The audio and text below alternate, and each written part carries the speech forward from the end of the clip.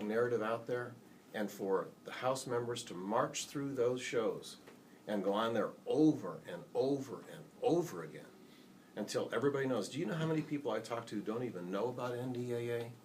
You could take the man down every time he opens his mouth. He signed it on December 31st of 2011. Why? In Hawaii. Why?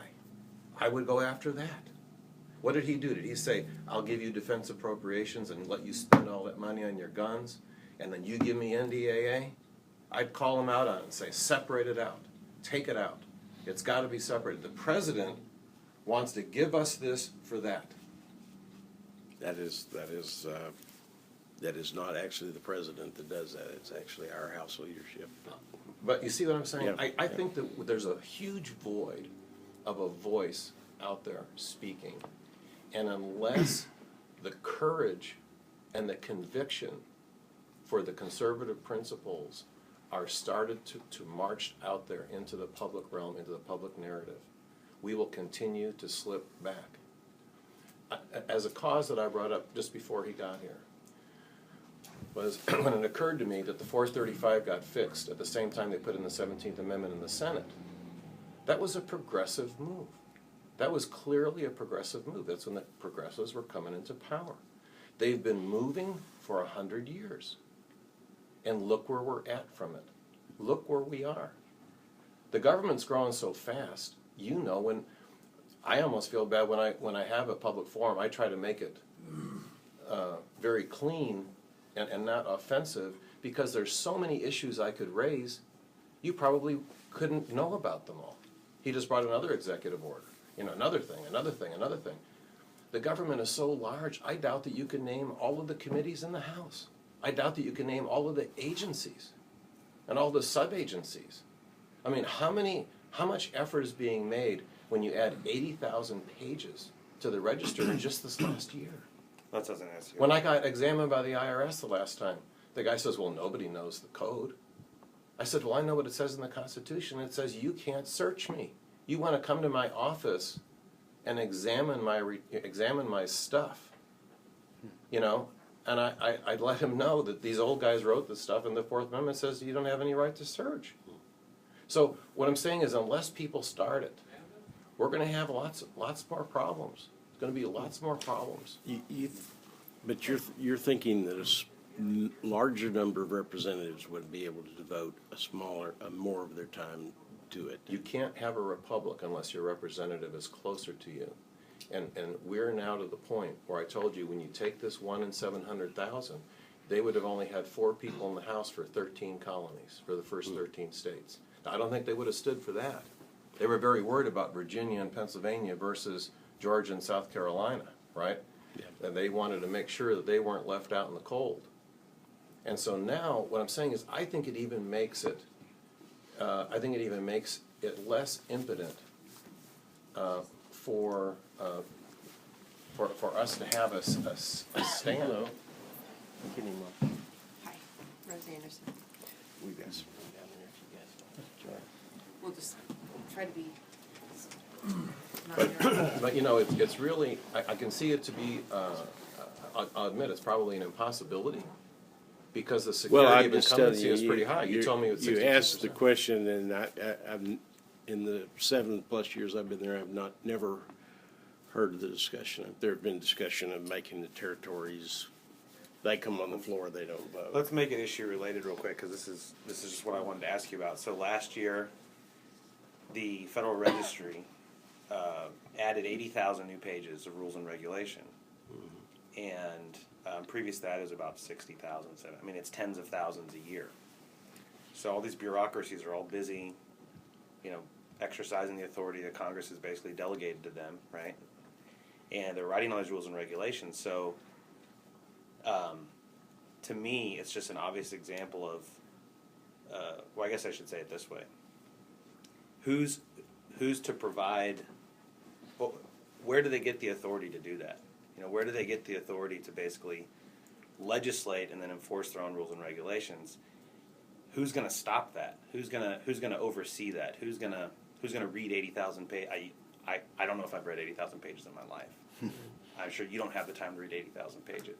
So if we believe in limited government, we believe in separation of powers, and if we believe in, that the federal government has limited authority, that to me is antithetical to limited government. So Well, the way it what's happens the- what's is every bill that's passed has a triggering mechanism that authorizes it. And then right, the original intent, which we've gotten yeah, way away from, was that the legislative committees would then come in and they would kind of be control it. charged But with overseeing it. it's impossible to do. Correct, it is It's- impossible to it's, do. You can devote as much time as you want to, but the counter to that, though, is that there is probably, for every congressman, there are probably the National Association of Manufacturing. You have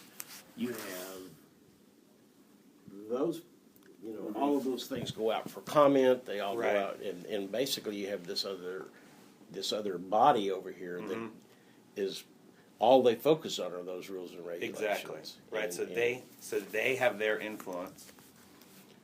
And And- mainly you're trying to stop them. I mean, they Right. very seldom do they put rules and regs out that aren't. But time has proven that cannot be done. It cannot be done. I mean, it hasn't been successful. in Correct, it keeping hasn't been successful so far. So what's the remedy in your mind?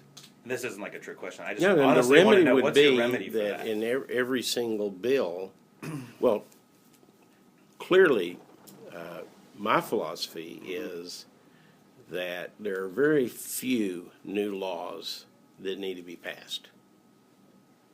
Very few. Okay, And we really should be in the business of repealing laws, okay, okay?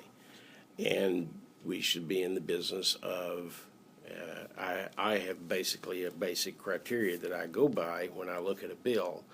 One of the number one is, and I have it handwritten, it's on my desk, is it constitutional? I mean, as much as you guys may disagree with me, I really do look for the constitutionality of it and listen. so how many of your people that your colleagues within Congress have that philosophy? I don't know. I adopted it when I first got up there. The second one is, does this bill make government bigger or smaller? Right, Does this bill make government more effective or less Right. effective? And it goes down through that criteria. right.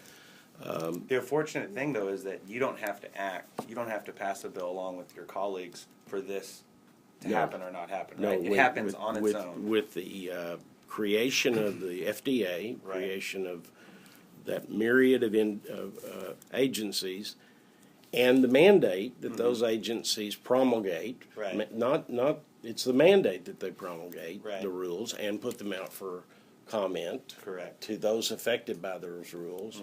So you have this kind of a self-perpetuating, Lisa, what's Lisa, EPA? Lisa Jackson. Yeah, Lisa Jackson I just saw YouTube last night where she proclaimed, the EPA is back, we're back with a vengeance. Oh yeah, they're back.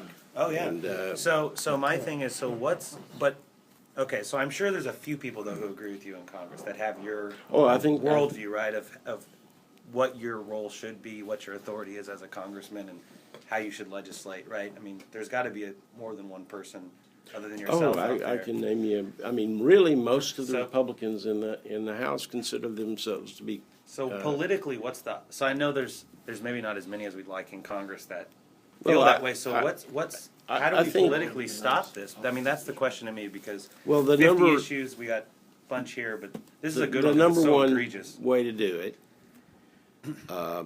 frankly, is the way you're doing it. You guys came to my town hall meeting. Made me think through that whole Right. thing. Have gone back and studied it. I see exactly the paragraph in there that needs to be removed. I mean, I understand this. Sure. The place they put us in, I talked to Justin Amash about it last week, and is if the amendment doesn't pass, then you're basically faced with voting not to On the whole arm thing. the military. Which is why they put it in That's what there. we were saying. Yeah. Which and- was a maneuver. Exactly. Which is a maneuver. Exactly. And Because so, then they go out and they say, well, you don't want to fund the military. right. And And it's so really a if- complete spin on the the whole way thing. that Rand is going about it, frankly, is the most effective way to do it. Mm-hmm. And the way that the the way the Constitution was set up, the way the founders set this government up, was that the House would be a reflective, ebb and flow body. Right. And it is very reactive and very reflective. Except for the fact that all those associations that you just talked about that are giving their opinion and their influence over every rule and regulation, piece of Seem to legislation, trump. they go in front of all of us who are independent people who have no At the authority. agency level, that is So, yeah. that is right. I mean, Right. We want Yeah, to give so- everybody a chance. Okay. Andrew and Terry. I guess But- one last question. But So why is raising nobody- the awareness. Yeah. And not just raising the awareness, guys, but raising the awareness with a view towards what is doable and what is not doable. Right. One of the most interesting things that happens in government. I was in the State House. I was chairman of the committee for years, and we really had hearings. I mean, we would gavel in, and anybody wanted to testify, we'd go 10, 12, 11. We went for hours until everybody in the crowd could testify. It was very easy to raise the awareness of the committee by 10 or 12 different groups. But when they began to then argue among themselves, then the committee just stepped back from it and said, well, until the people have their opinions together and they have a critical mass and they have a number of people that have agreement, then if we act, we basically don't have a clear path. And I think, and then come up with a very clear path legislatively. Now, Rand Paul has a very clear path. Cruz will have a very clear path legislatively because of the way the Constitution is written, because of the way the Senate rules are, the way the House rules are. So you just got to remember that with Cornyn and Kay, we never had anybody in our senatorial delegation that took the path that Mike Lee and Rand and Rubio and DeMint takes. So, Leadership. believe me, the awareness of this issue has been raised. It's been raised to a very high level. Had it not been raised, frankly, it would not have been reacted to. So, but if you raise the level beyond the ability to do it, you've just got to keep it in an incremental state. And so when I say to you, please, if a bill comes on the floor, your group feels like there's a constitutional issue. I mean, it's all right for me to hear about it 2 weeks later. You voted the wrong way. You should have known about it. We really have very few groups. Heritage doesn't do it. I mean, there are very few organized groups up there that come and say to us preemptively, you guys are fixing to do something that's unconstitutional. Now, we had that debate inside of our conference. I've never, in the 8 years I've been up there, we have a room down in the basement called the bunker, and it's basically where we used to go in the air raids years ago. But we would get down there on this amendment. There were 2 and 3 and 4 hour discussions on this amendment. So it was given lots of consideration. I can show you the briefings that Mac Thornberry gave us and Mike Rogers and all these guys said, you've got to do this. Well, we know that Louis Gomer Yes. attempted to remove or extract those areas of concern, and Louis said to me, he said that leadership said that support it now, and we'll make sure that it's removed later. But my point is that it never had been discussed before, and now it's being discussed. So you see what I mean? Yeah, I see what you're It's never been discussed before, and now it is being discussed. I guess what I would like to, that's good. It is. I wasn't aware of that. And it's aspect being of it, but- discussed on every single bill now, instead of it just being, oh, well. Now, Ron Paul, the entire time I've known him, you can look up on the board and it'll be 434 and 1. And you go to Ron, and he and I are good friends. I said, Ron, what was wrong with that? And he would very clearly say that was unconstitutional, and here are the 4 reasons unconstitutional. But frankly, after a while, everybody just expected that he would vote no on every bill. Mm-hmm. So at that point, there was no discussion that was created by it. He didn't come to the conference meetings. He didn't come to any of the, the legislative workings, but he got his audit the Fed bill through. I mean, it was him that doggedly did that. So raising the awareness, identifying incremental things that can be done that are achievable. Period. I mean, this is something that most businesses, because when you get 435 people that are getting on a plane twice a week, that are getting 300 to 400 emails a day each, from, and many times half the people are here and half the people are here, so you're not getting, Pastor. I understand what you're saying. You're saying going forward, this is what we ought to take under consideration as we go forward. But part of what notify your Right. members. You have a vote coming up, Sure. and we think here are the constitutional issues with it. We want you to be aware. Heritage does this. Freedom Works does it. I mean, and they say we're going to score this vote, or if you vote this way, you need to be aware that your conservative rating or our view of you will change because you've not done that. That's an accountability method. Okay. But we're here not only in terms of understanding, and I think that's very good. I think that's wisdom that you're giving to us, and we certainly will take it under consideration as we look at our responsibilities and duties as an organization.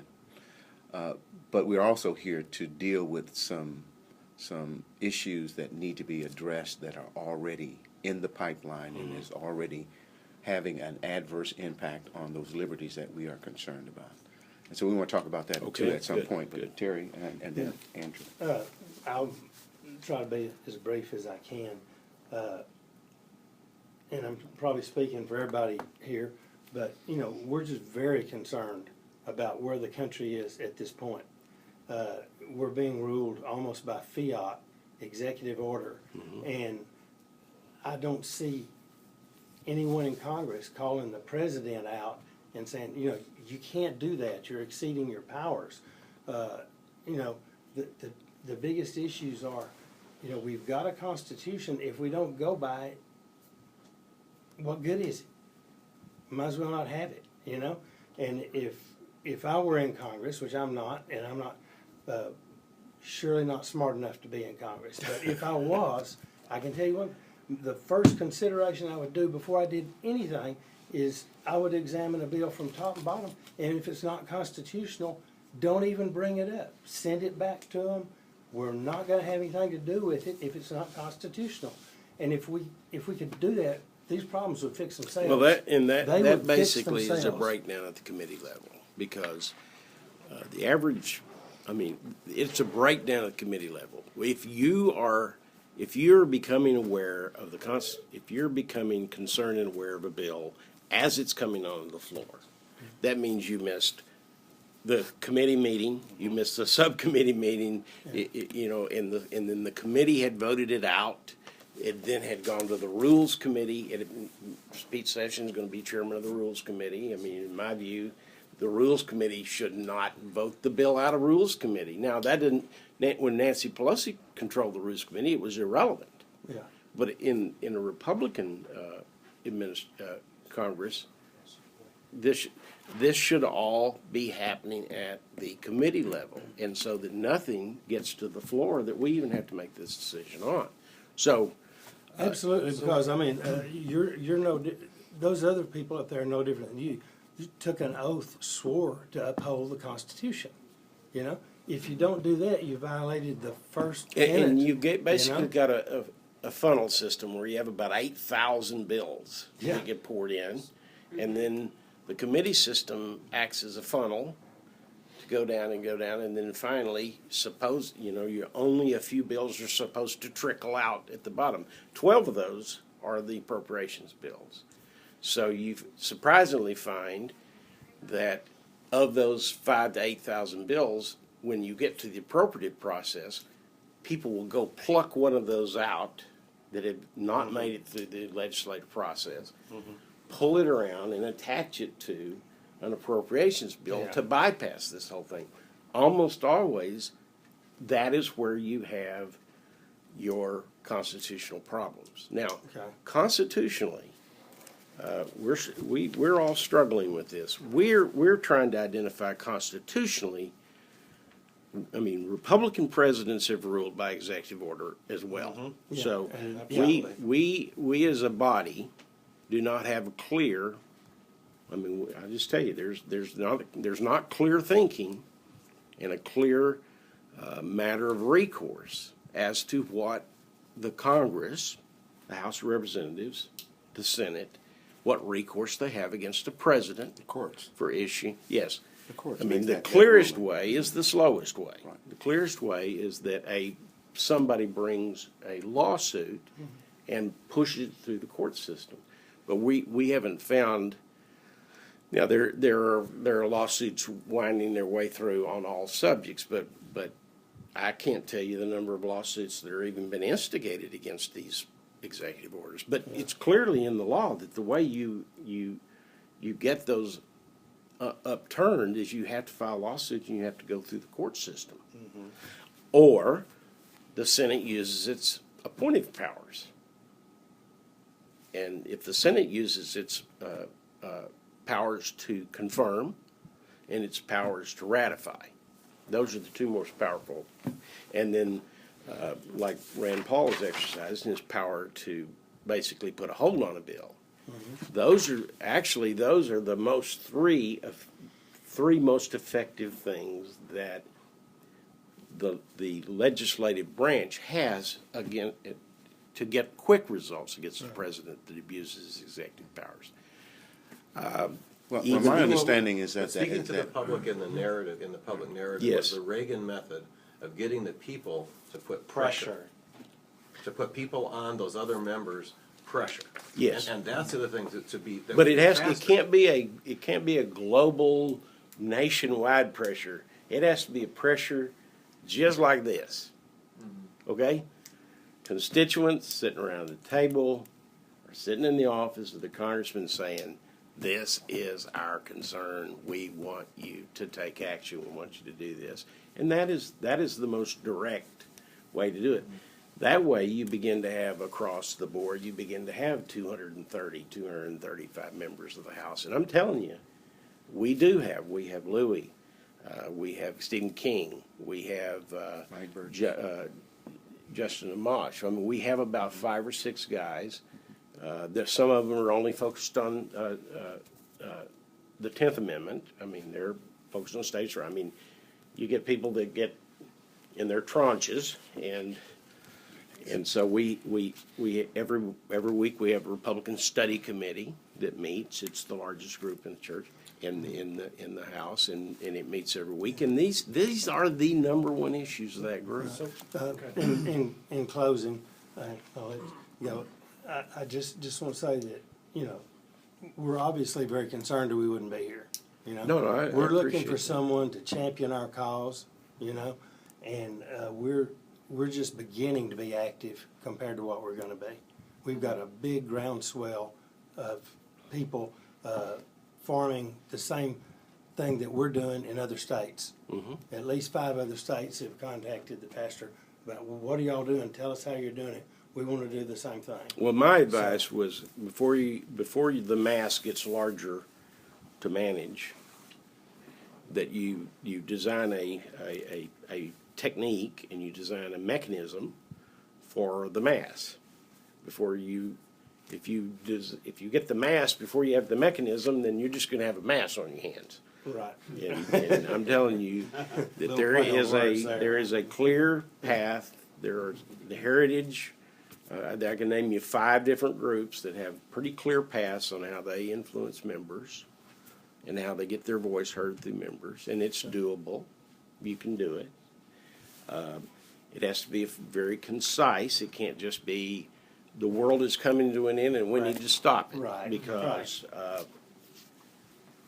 everybody will say, yes, we agree the world's coming to an end, we gotta stop it. But, We probably need some coaching there. well, I'm saying to you, in Texas here, you have Pete, who's gonna be the rules chairman, and I don't wanna add to Pete's burden but every single bill that goes to the House floor now has to come through Pete Sessions' office. Okay. Period. And if you get a commitment from Pete Sessions that no bill will go to the House floor that has an unconstitutional element to it, you've made you have a major commitment there. And then you have a monitorable commitment. And then you have a way of saying, okay, here are the Dallas delegation. Here's my congressman. Here, whatever your congressman is, you have a way of doing that. Certainly not mine. But what I mean is that that is as important, frankly, for you to prioritize and focus. That is as important as raising the issue. You've done a great job about raising the issue. It's going to be very easy for me to go to my leadership and say, John, I've been through just 1 year of hell on this, and I ain't going through another year. And I don't want any more bills on the floor that puts me in this kind of a position. And if you put me in this position again, I'm going to be a no. So, That might be a good segue to mine, three, if you're ready for that. Go ahead, yeah. Is, yeah, I got 3 quick points for you. sure. I'm local to you, I'm glad to be in your district. It's good. The more I learn, the more I'm happy I am about having you here. The first one is basically our list. You saw the 50 violations. I really appreciate you spent the time you did, a couple hours going through those. So I imagine, in light of what you just said about prioritizing and what, helping us, which of those would you say really rings true in your heart, as well as on the practical thinking about? Well, I what mean, you would if you take took up, Eric what you would Holder voice out to? of the equation here, You took what? if you took Eric Holder out, most of these offenses have been created by the Justice Department. Out of those, which would you pick as the most egregious that really gets your Well, goat? I think there's a lawsuit pending on the Arizona one. That's the one that pretty much is most representative of what most of the states are. South Carolina went back and rewrote and tweaked their redistricting and their voter ID laws so that theirs is actually in place. We could go back in Texas and tweak ours, and it would be a more effective law. The lawsuit that is making its way through the courts beginning now is the lawsuit about requiring religious entities to, have health insurance that includes, services that violate the consciousness of the organization or the people. That's going to be one of the major ones. I sit on a college board up in Oklahoma, and we voted last weekend to enter that lawsuit. Now, that'll be consolidated, and that's a major one because So it's Obamacare? Is that yes. what Well, you're I mean, saying? it's That's part of it. it's the executive order, it's the mandate by HHS that Yeah. you have that a You have Catholic to- school or whatever has to have health insurance that includes Right. birth control, Yeah. etc. That one is most timely because it's still in the public view with the implementation of Obamacare. The next step with Obamacare is going to be the definition of adequate. Okay, because the bill says that employers shall provide adequate health insurance. Well, pretty broad.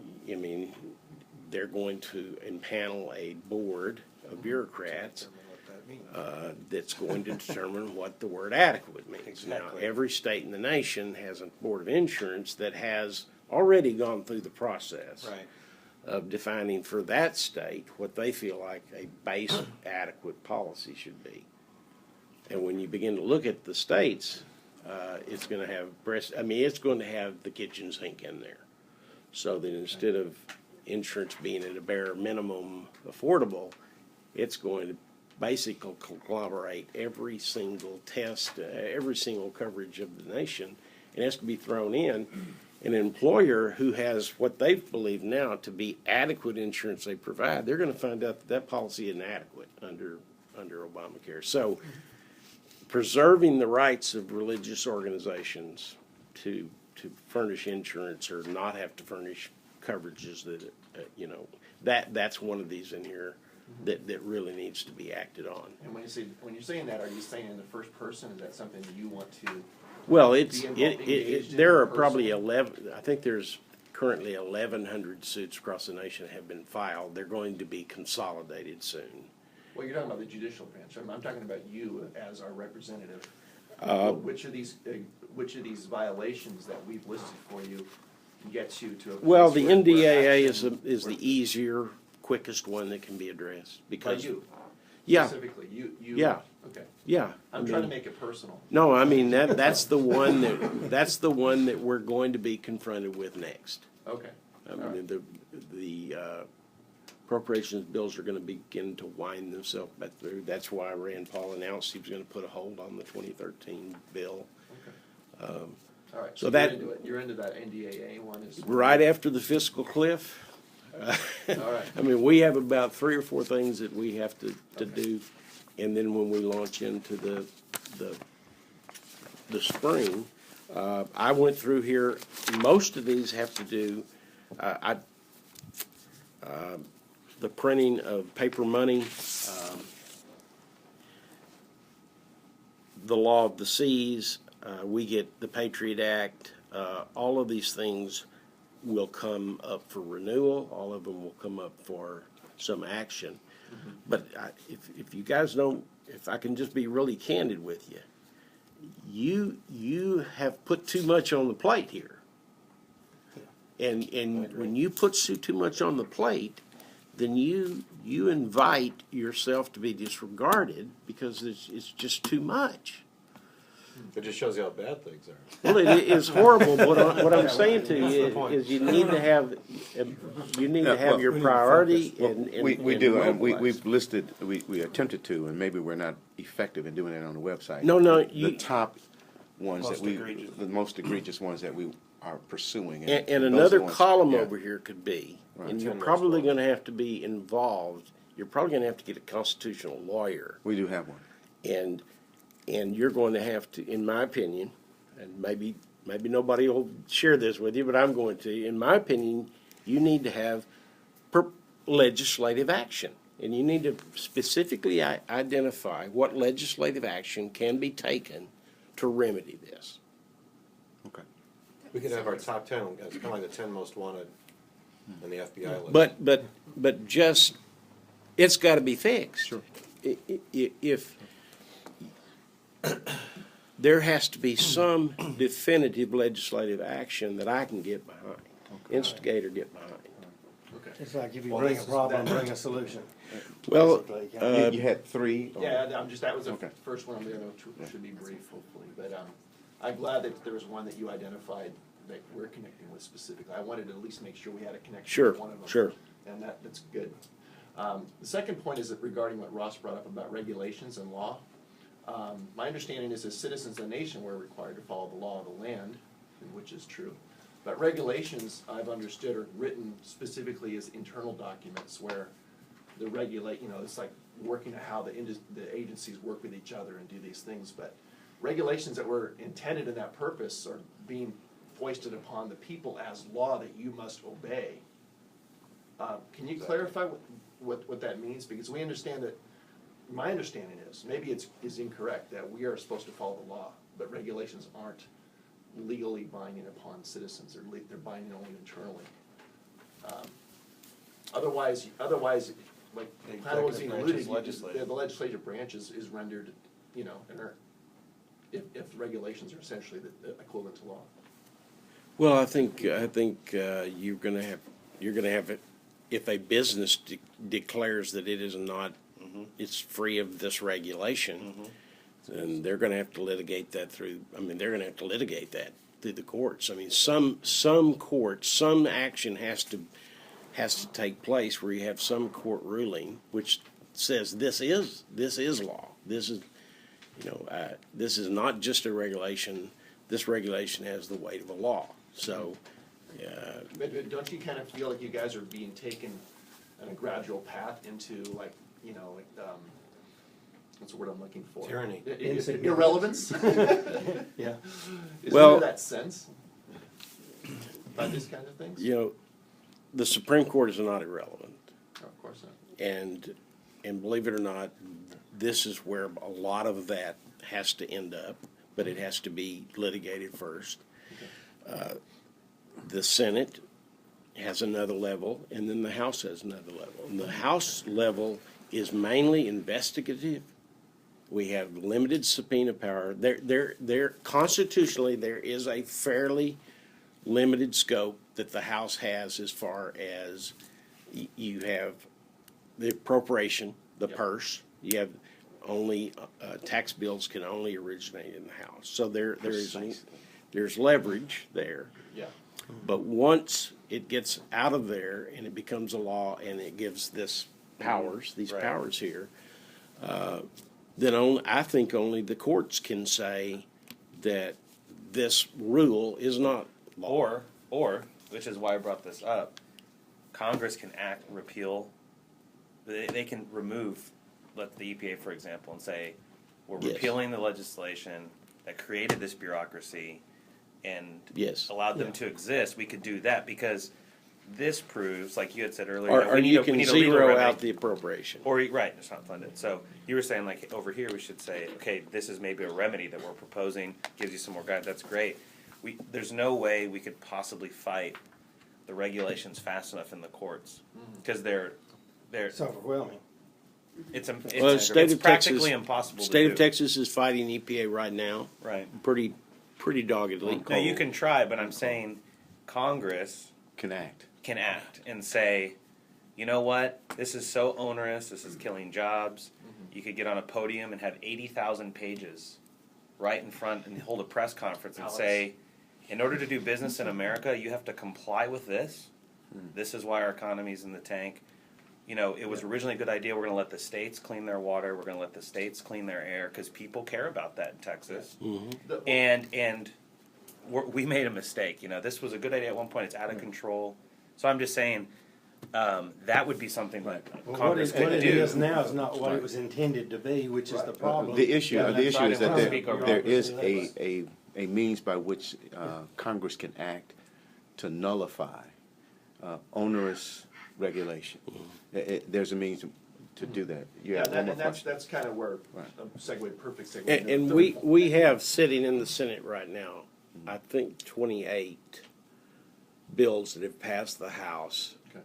that approach these in single shots. There are single shots that the Senate just is taking no action on. Right. Right. So Okay. there has been an attempt on the House's part to do this. Take it to the people. Yeah, And it's just, that was the well, tragedy of the us heart not my taking. statement was to basically just encourage you to, as a man, as a leader, to whatever extent your leadership is rising, to assert the relevance of the legislative branch once again, because I think it's probably pretty clear in this whole room and and throughout the country is that these regulations are making the legislative branch more and more irrelevant.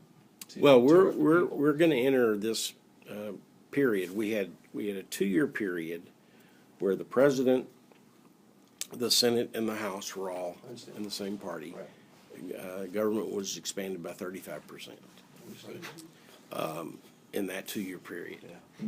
When the House was given back to the Republicans,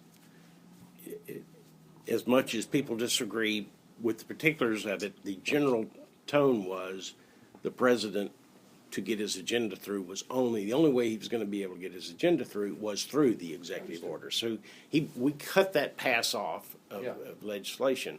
Now we're back to it, except that the House is going to have to be the blocking agent. But every time he stands up and he says that if I can't get the Congress to act, I'm going to have to do it myself, the public narrative has to come out. Yeah. One member after the other, as you call it in the House, must come out on those radio shows and blast him right off the face. He cannot get away with doing that in a void. We're getting killed because of the void. We're out here watching it. Okay? Yeah, We're not running for anything. But what we're running for is we're running away from tyranny. And people are becoming now fearful. People are reaching a point of fear. And the thing is, how far will we let this go before people will stand up and speak who are in the power? You're not going to lose your seat. Boehner's not going to zero you out and take you off of your 62%. So you need to speak up on these shows. Well, I mean, the they will other book thing is you that in a most people that we talk to believe what we all believe here, but they don't know how to articulate it. But they respond as soon as someone articulates that what you're just saying, yes. and that's what he's saying. There's a void of. There isn't a concise, clear message. He's Because getting the away vast with it. majority of people don't pay as much attention as we all do. The vast majority of people, though, believe in what we believe in. They just need someone to articulate, and they go, "Aha, that's right. Yeah. What that man is saying is right. I agree with it." And so that's what the void is. You know. Yeah, and that's also my third point, is that what It it's would kind help of getting get down more to people. is one of my favorite quotes from Edmund Burke. All that is necessary for evil Evil. to triumph is for Good In the man. end to do to do nothing. nothing. Yeah. And you're at this crossroads of history, even more than we are. You're a prominent person in our community at this crossroads in history. And I just want to encourage you, I'd like to even pray for you, and all of us I'm sure would, that you wouldn't be you obviously have to operate as a team player in the whole thing, and and you're reminding us of the fact that you're not just in charge of turning a switch and changing everything. We get that.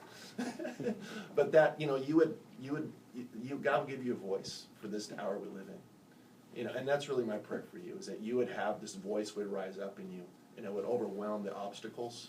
Because we don't need, we're in a time when excuses, obstacles, all those things need to be put in the proper perspective, and leadership needs to rise up, and deal with those things. So that's really kind of my third point, is just to encourage you, maybe, have you respond that, it isn't about us and our agenda, it's about our nation, and it's about the fact that we need leadership at this time. And I just really want to encourage you. Well, I would like just as your constituent. to get you to kind of expand on, every time I turn on Fox, I mean, it's Michelle Bach. I mean, I can name you the 10 guys that they book, and if you go to the Rotunda and all that, and I guess that's the only stations I watch, so I guess I'm not getting the other perspective.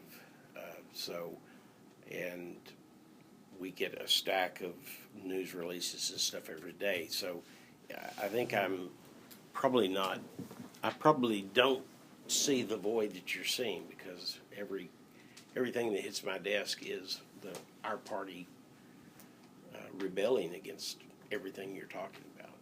But I'm it just has saying to it's go just to the not people. effective. It's not on the House floor. is Yeah, what I'm there has saying. to be a howl, It's I not guess. on the House floor. It's out on the Mark Levin show. It's on all Rush of those Limbaugh people. is on the all talk of show those shows. circuit. All those talk shows That's where you can go. are powerful. Powerful. It isn't talking to the choir. It's making people who aren't as cognizant as we are in this room. It's making them know the reason why. They don't know why things are wrong. Yeah. Okay, because they're not close enough to it. They're not interested in reading all this stuff. They don't even know about NDAA. But one day somebody's going to say, I don't like Bob Kessick, and he's hanging around with these terrorists, and I'm going to get picked up, and I'm going to be thrown in jail, and I'm not going to have a right to an attorney. I'm not going to have a right to habeas corpus, and I'm just going to be gone. Well, I haven't found where John Galt lives yet. I don't know where that is. So I'm saying But the the only source is the public. And Reagan, you need to go on YouTube and watch what that guy said. He gave all this to us already. He already said it all. He said it back in 1964. The exact same thing applies today. He was like Ayn Rand in 50s. He was at 64 saying all of this. But address what you're saying about there are people on there doing that. We just need more of them. More so people. like Michelle Bachmann's great, and Rand Paul's a great articulate person, clearly, and some of these guys are great, but we need more of it, because Michelle Bachmann almost got kicked out. I'm not sure how much help she got financially. Okay. I don't know. Yeah, so those $6 people, million. Alan West got kicked out, and his voting record isn't perfect. Okay, I'm not saying he's walking on water, but even Hannity's good and stuff. But what do we always hear in there's Republican, Democrat? You notice we haven't said that one time. You haven't said it. Yeah. Well, we were talking about For us, it's not substantive about our issues. party, yeah. Now, obviously, you have to have a concise way of saying it. You know, on television, you have 10 seconds or whatever. But that's what we need more of what you talked about, the list of people who are out there. We So need the 435 people. The real issue is that usually those triggers are created externally. Okay, just The fire. But you're a man. You're an individual in the Right. position you're in. That's kind of my point. I'm looking for a howl. You know, you see these violations, and you agree that they're there. A violation's a violation, and courts and different things can remedy it, but also leadership can confront it what's in the, absent? in the public square, which you live in. Right, what is That's my absent last point. are patriotic statesmen who will step into the public square Yes. and champion the cause of liberty. You know, thank God for Michelle, and we need more than that. And that's why we're sitting here, because we believe from your voting record, you understand the issues and understand the value and worth of the Constitution to our way of life and living. And so it's time now, I think. There's an urgency. I think what you ought to sense in this group is a sense of urgency. We feel threatened that those unalienable rights that have been guaranteed to us are in the crosshairs of the very government that was established by the states. And I just happen to believe that there's something that we can do, and it doesn't reside and rest in the courts only. I think the states have a voice in this matter. Yeah. And certainly the founders reserve everything to the states and to the people. The people have a voice. Mm-hmm. And that's why we're sitting here, because you What is represent your, our voice. what is your... One more thought, and then I want to let David have an opportunity. He's one of your constituents also, good. a guy at the bottom. You know, just to you know, the need now is for us to step forward with the confidence and the boldness that these words that were penned many years ago are relevant today. We're not certain that many of our representatives believe that it is a permanent truth. They're seeing it as a malleable truth. I don't know how you see the Constitution, but I see it as a permanent truth that is relevant today as it was yesterday and the day before. And so we need to have those who believe that way step into the public square and make that passion known. And I think you will rally folk who are now trying to figure out what to do. We have figured out what to do. We believe that the fifth part of the First Amendment is what we can do. And we are doing that with you today. And we'll be doing with others. We're going to cross this state to as many of the representatives that would listen to us and hear our voice. I hope they all do. But David? Yeah, I'm Dave Schofield from Grand Prairie. I've been a constituent. I voted for you in 2006, 2008, and 2010. And I write frequently or email. I write regular letters as well, not as frequently. I agree with, I share the same concerns that everyone else here does. There's one particular item, you know, that was mentioned extensively was the NDAA, and that's part of the war on terror. And well, there's various conspiracy theories about 9/11, and you know, that's neither here nor there. But if you look at it, I mean, that was a terrible tragedy, and you know, 3,100 people died, and you know, hundreds of billions of dollars in damage was done, and you know, it's a real crisis. Something had to be done. So okay, they railroaded the Patriot Act through, which happened to be conveniently pre-written. It was already in place. You know, strange coincidence there. You know, it's understandable there might be conspiracy theories, but you know, look at what's been done. Okay, they create the Department of Homeland Security and all that, but the immigration levels, they made no reduction in immigration levels. You would think that if we're under such a grave terroristic threat, that, gee, maybe we ought to dial back the immigration levels, at least until we can get a handle on things. That's never happened, to this day. In fact, they're always adding new classes of visas for foreign workers. It's like they're looking for every reason, any reason imaginable to justify bringing more people in. And all these foreign workers, okay, they're displacing American workers, they're driving the wages down by the law of supply and demand, and they're on the path to citizenship. Well, that's wonderful. Okay, they go to the citizenship classes. They learn that there's 100 members in the Senate. There's 400. They understand the congressional districting and the voting cycles. But I doubt very much that any of them understands or is taught anything about the concept of separation of, well, there is separation of powers that is taught. But the basic concept of the constitutional limitation of federal governmental authority. To them that's, I don't think that they're taught that or given the opportunity to grasp it.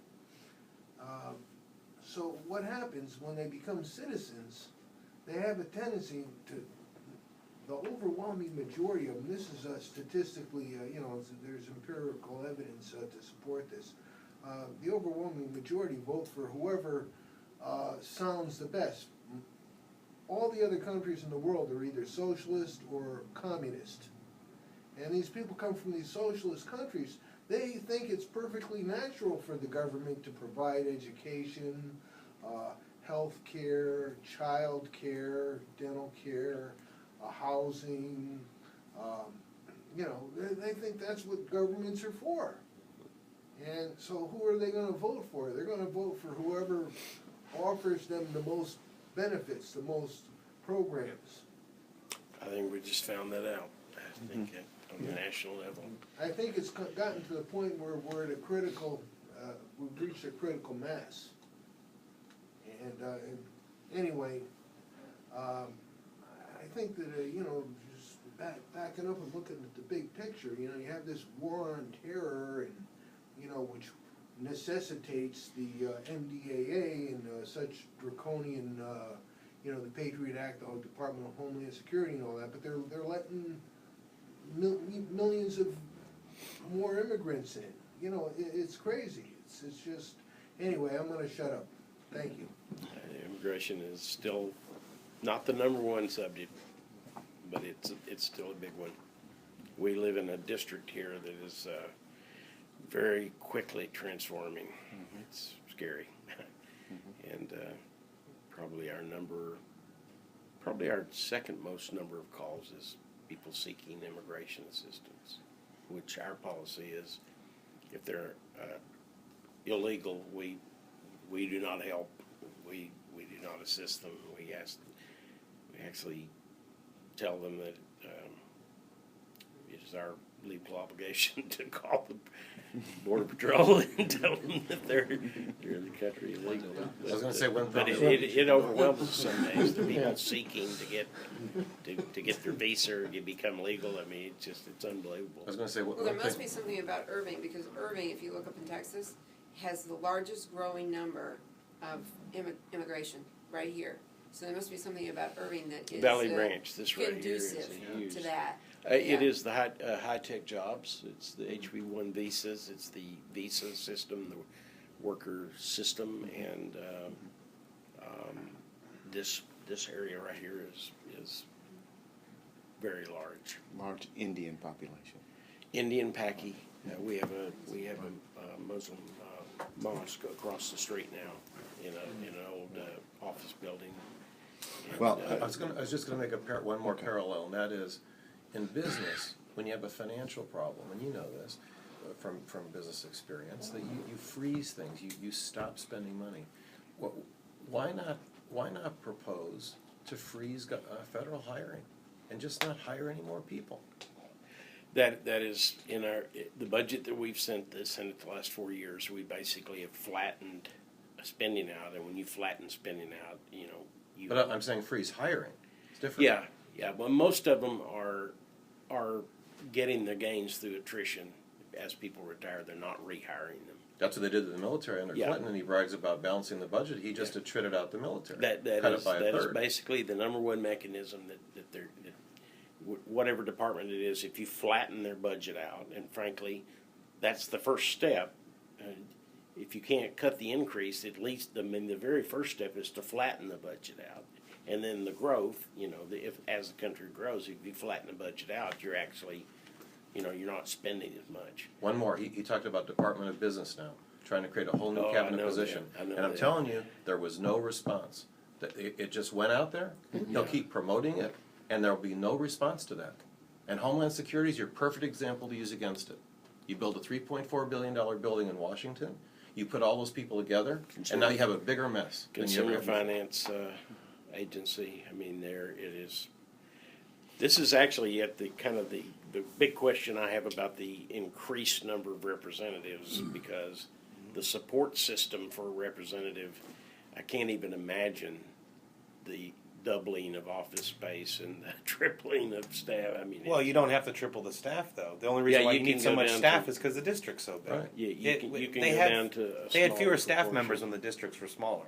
I mean, Yeah. this isn't like a theory. They used to No, I increase mean, we the used size to. of the They house. actually officed on the floor. Okay. Yeah. I mean, Yeah. But I'm saying, like 150 years ago, they actually increased the size of the house as the country got bigger. Now the districts were getting slowly bigger, but there was a point at which it was capped, 1913. And so this I'm just saying, this idea of having a smaller ratio of population of representatives isn't a new idea. It actually was exercised for about 100. It just isn't good for Hun- incumbency. The 150. only loser will be the incumbency thing that we have now, and that's why the republic is slipping away. But- we don't have representation. But like I said, you wouldn't have to increase the size of government. Yeah, I That get would- you. The governance costs, you Sure. just divide them amongst the number. We've covered a lot.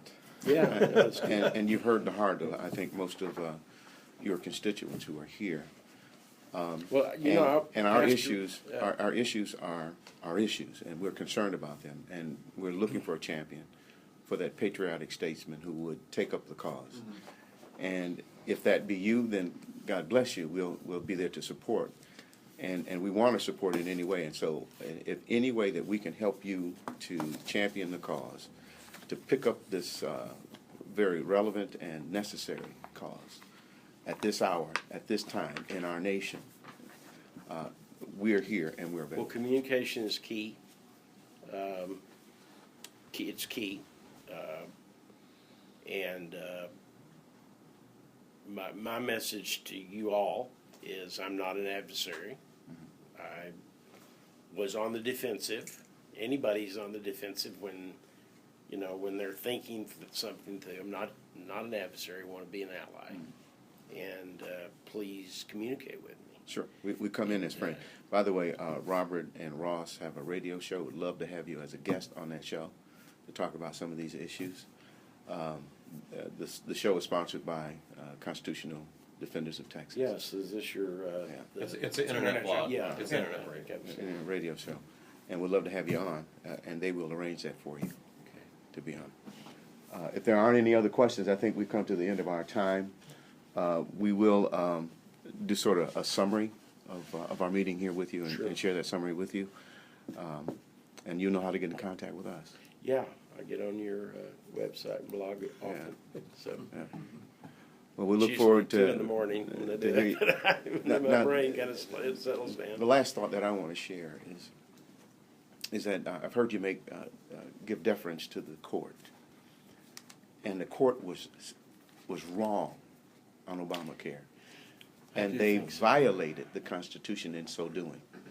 In that Justice Roberts legislated and called Obamacare a tax, and it is assumed now to be a tax. I think the government's moving on the issue that it is a tax. It has not been discussed, I think, in the House of Representatives where it should start. But he ruled on what the Senate did. Yes. And the Senate doesn't have a right to tax anything or anybody. That's right. it starts in the House of Representatives. So it seems to me it is unconstitutional right from the start, because he violated your legislative responsibility to determine whether it's a Yeah, tax the or not the true responsibility of that is gonna ultimately end back in the House. in the House. And it's gonna Ultimately end up meaning that in- it has not been. Well, in that every aspect of Obamacare has to have funding. Right. And if the House is gonna have to show its resolve. That it Well, is it's like- not a It's tax. interesting, it's a taxation without representation. Exactly. Literally, with the way you just described it. But which there is true. no other There's single- The representation was There is no circumvented. other single was circumvented. tax, there is no enforceability of that tax. It was And in the circumvented. law in itself, we've had hearings on this. The IRS commissioner has sat in our Ways and Means room and looked at us and said, this tax will not be enforced. It is basically gonna be assessed, and if you have money coming from the government, it will be offset, but there will be no proactive Right. Enforcement. action That's how they taken operate. on Send you a collecting bill and this then, yeah, see if tax. you're gonna fight it. What's the purpose of I mean, having? Most people will because say they were frankly shocked, I think they were as shocked as we were with the Supreme Court's ruling. Right. Yeah. Because that was- just weeks before, we'd pinned down the IRS commissioner and his group as to whether it was tax or not, and they But were very that defiant. ruling should have activated our representative to push back. How? Push back. Well, the saying that we will not appropriate Yeah. because we have determined that it is not a tax. Well, that And is the next real And that the test. Supreme Court is out of order. Justice Roberts was out of order. And he went beyond the enumerated limitations that are specified to the Supreme Court in the Constitution. That's the language to use. And then negate what he has done and move forward from The there. only way that can happen is for the appropriations committees to not bring forward. Is that the only way? I mean, cannot the, If they're not, Well, I if mean, the it's, justices are you found not to can, be the House good, can they have pass to a be- law and the Senate can not pass it, or pass it and the president veto it and put us right back into the rule of law. But at some point, you have to have an appropriative process that funds the Department of Education. If you want to do away with the Department of Education, the beginning of doing away with the Department of Education is you do not fund it. I'm on board with that. Yeah, I mean, that is the ultimate, Absolutely. Just in case it wasn't. yeah, that is the ultimate, Good idea. the purse strings. And so that is gonna be the true test of the conservative I think it movement. is. It is. and we also I want agree you with to, you 100%. obviously, you've seen this, you're aware of this. Well,